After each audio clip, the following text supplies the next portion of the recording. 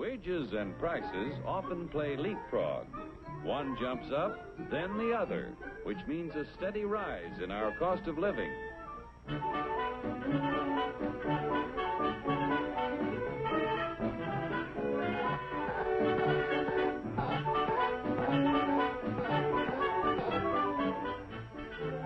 The Dilly Doll Factory is a happy shop.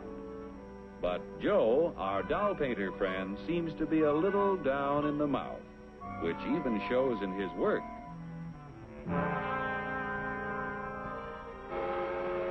Joe is pretty discouraged because the high cost of living makes it harder and harder to make ends meet. Hiya, Joe, old boy. Hello.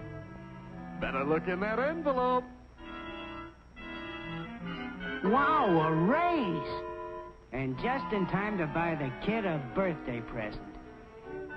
What'll I get? Let's see. A dress? Bicycle? Roller skates? Shoes? A book? A doll? A doll!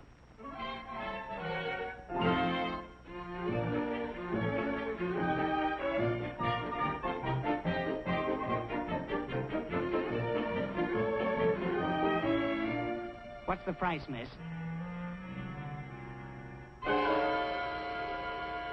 I work in a factory that makes this doll. $2 is too much. I'm very sorry, sir, but your company charged us more for this shipment, so we had to raise our selling price. We got a wage increase, all right, but it couldn't raise the price that much. It just takes a little wood, rubber, paint, cloth, and a phony wig to make that doll. There's only about 10 cents worth of materials in the whole thing.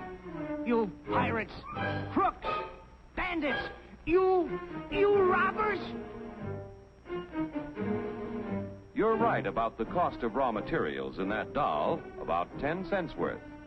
Raw materials in practically everything we buy are worth little until labor transforms them into finished products.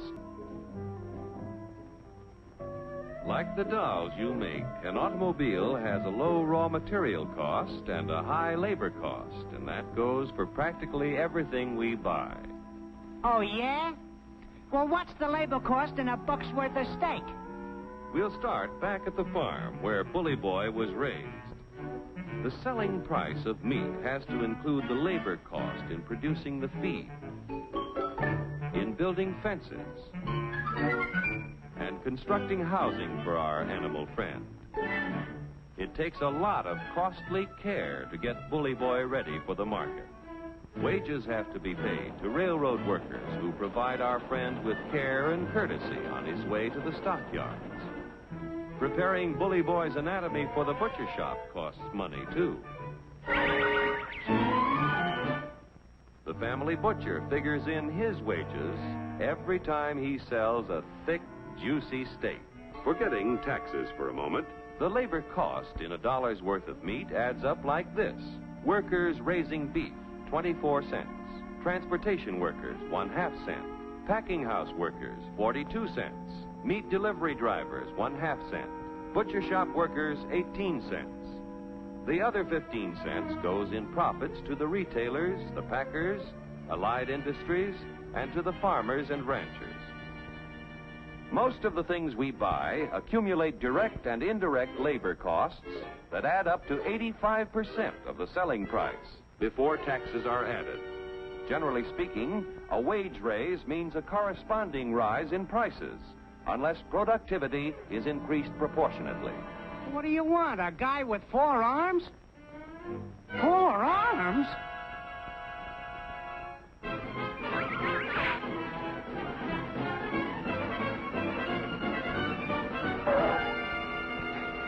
Say, I got a sensational idea. To expand productivity, labor and management must work together to develop new ideas and techniques.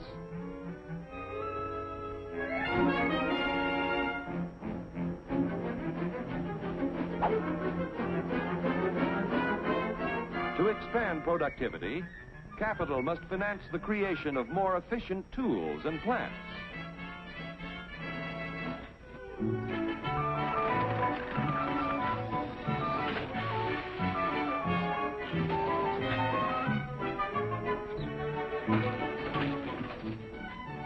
production of more and better goods at lower costs means that when you get a wage raise, it's a real raise.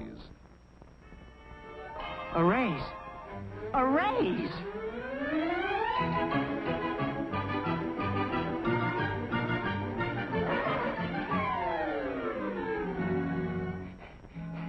I want to buy a doll.